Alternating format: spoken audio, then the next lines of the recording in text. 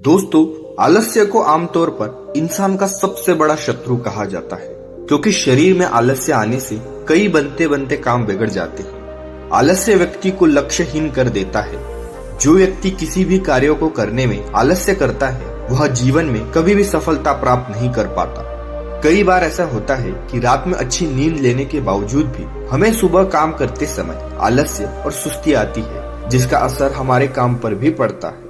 अक्सर हम देखते हैं कि कुछ लोग अपनी लाइफ में बहुत एक्टिव होते हैं और वही कुछ लोग बेहद आलसी किस्म के होते हैं। आखिर ऐसा क्या है जो एक व्यक्ति को इतना आलसी बना देता है और दूसरे को बहुत एक्टिव? कभी सोचा है इसके बारे में आपने? इसीलिए हम आपके लिए लेकर आए हैं एक ऐसी कहानी जो आपके आलसपन को जड़ से दूर कर देगी। इस कहानी को पूरा सुनने के बाद आप आलस्य करना छोड़ दोगे। इसीलिए इस कहानी को आप ध्यान से पूरा एंड तक सुनो। इससे पहले कि आप कहानी की गहराई में खो जाएं, चैनल को सब्सक्राइब जरूर कर लेना। एक बार की बात है, एक आलसी व्यक्ति एक बौद्ध भिक्षु से कहता है, मुनिवर, मेरे पास बहुत आलसपन है, जिसकी वजह से मैं अपने जीवन में जो करना चाहता हूँ वो नहीं कर पाता। मुझे कुछ रास्ता दिखाएं। तब बौद्ध भिक्षु उस आदमी से पूछते हैं, क्या तुम्हें पक्का विश्वास है कि तुम्हें आलसपन है? वह व्यक्ति कहता है, जी मुनिवर, केवल मैं ही नहीं, मेरे पूरे गांव के लोग कहते हैं कि मैं आलसी हूँ। वह बौद्ध भिक्षु उस व्यक्ति से कहते हैं, परंतु क्या तुम्हारे पास इस बात का कोई प्रमाण है कि तुम वाकई आलसी हो? वह व्यक्ति कहता है, जी मुनिवर। तो बौद्ध भिक्षु कहते हैं, क्या प्रमाण है? मुनिवर, मैं जानता तो हूँ कि व्यायाम करना मेरे स्वास्थ्य के लिए अच्छा है, लेकिन मैं चाह कर भी नहीं कर पाता, क्योंकि मेरा आलस मुझे सुबह जल्दी उठने ही नहीं देता। वो बौद्ध भिक्षु कहते हैं, अच्छा, तुम ऐसी आलस से परेशान हो? व्यक्ति कहता है, जी मुनिवर। बौद्ध भिक्षु कहते हैं, परंतु क्या तुम जानते हो कि आलस्य होता क्या है? वह व्यक्ति कहता है, मैं ये तो नहीं जानता कि आलस का अर्थ क्या है, परंतु ये जो भी है बहुत बुरा है। वह बौद्ध भिक्षु कहते हैं कि सबसे पहले तो तुम यह समझो कि जो भी चीज प्राकृतिक रूप से मनुष्य के भीतर है, उसका कोई न कोई उपयोग है, वह बुरी या अच्छी नहीं है। आलस एक भाव है, एक विचार है, जिसे जाने अनजाने में हम खुद पैदा करते हैं। वह व्यक्ति पूछता है, परंतु वो कैसे मुनिवर? वे बौद्ध भिक्षु कहते हैं, आलस्य पैदा होने के दो कारण हैं, पहला शारीरिक और दूसरा मानसिक।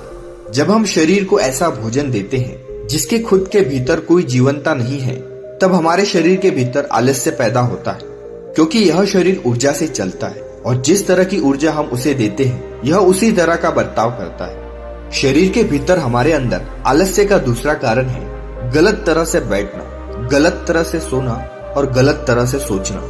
हम इस बात पर कभी ध्यान नहीं देते कि हमारे बैठने, लेटने और सोने की स्थिति सही है या नहीं। अगर तुम गौतम बुद्ध को देखोगे तब तुम पाओगे जब वह बैठते हैं तो उनकी रीढ़ की हड्डी बिल्कुल सीधी होती है। उनके शरीर के किसी भी अंग में कोई दबाव नहीं होता और वे जब चलते हैं उनके दोनों कदमों के बीच एक ताल नजर आता है। यह जरूरी नहीं है कि कोई बुद्ध को सुनकर ही समझे। अगर कोई समझना चाहता है तो सिर्फ उन्हें ध्यान से देखकर भी बहुत कुछ समझा जा सकता है।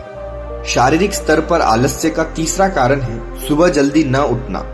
यह सुनकर वह व्यक्ति कहता है, हाँ मुनिवर, मैं सुबह जल्दी उठ ही नहीं पाता।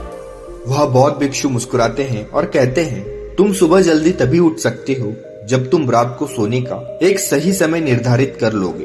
प्रत्येक बौद्ध भिक्षु को अनुशासन का पालन करना होता है, क्योंकि अनुशासन हमारे जीवन में तुलना लाता है। ज्यादातर लोग अनुशासन को बुरा समझते हैं, क्योंकि उन्हें लगता है कि अनुशासन उन्हें बांधता है, जबकि असल में यह है कि अनुशासन हमें बांधता नहीं बल्कि मुक्त करता है। तब वह व्यक्ति पूछता है, परंतु मुनिवर, शुरुआत कहाँ से करें? सही तरह से भोजन करने से, सही तरह से बैठने, लेटने या चलने से, या सुबह जल्दी उठने से? वह बौद्ध भिक्षु कहते हैं, शुरुआत अभी से करो। जो भी तुम इस समय कर रहे हो उसे ध्यान से करो। पहले तुम मन के स्तर पर आलस्य को समझो। वैसे ज्यादा स्थितियों में मन शरीर के कारण आलस्य पैदा करता है। मानसिक आलस्य का पहला कारण है हमारे पुराने गलत विश्वास। हमें लगता है कि पिछली बार भी हम नहीं कर पाए थे, इसीलिए इस बार भी हमसे नहीं होगा। हम इस बात को नहीं देखते कि इस बार और पिछली बार में बहुत अंतर है। अब हम मानसिक तौर पर वह नहीं है जो पहले थे। अब सब कुछ बदल चुका है। जब हम अपने आप को काबिल नहीं समझते, तब आलस्य हम पर हावी हो जाता है। दूसरा कारण है आलसी लोगों का साथ देना। कभी कभी ऐसा होता है कि आलस्य हमारे भीतर नहीं होता, परंतु दूसरों लोगों से वह हमारे भीतर आ जाता है। ऐसा इसीलिए होता है क्योंकि हम आलसी लोगों की संगत करते हैं। वह व्यक्ति कहता है, जी मुनिवर, ये एकदम सत्य है, यह बात तो मैंने भी अनुभव की है। फिर वह बौद्ध भिक्षु कहते हैं, तीसरा कारण है मन का स्पष्ट न होना।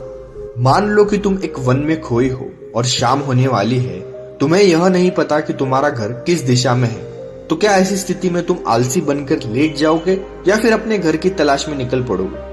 वह व्यक्ति कहता है कि मैं अपनी घर की तलाश में निकल पड़ूंगा। तब वो बौद्ध भिक्षु कहते हैं कि खूब प्रयास करने के बाद भी तुम्हें तुम्हारे घर का रास्ता नहीं मिला, तब तुम क्या करोगे? वह व्यक्ति कहता है, मैं फिर भी तलाश में लगा रहूंगा क्योंकि मेरे पास उसके अलावा और कोई विकल्प है ही नहीं। वह बौद्ध भिक्षु कहते हैं, मनुष्य को आलस्य तभी पकड़ता है जब उसके पास कोई विकल्प नहीं होता। अगर किसी के पास सिर्फ एक ही विकल्प है तो उसका मन पूरी तरह से स्पष्ट होगा। अगर तुम अभी व्यायाम नहीं कर पा रहे हो तो उसका कारण तुम्हारी नजर का स्पष्ट नहीं होना है।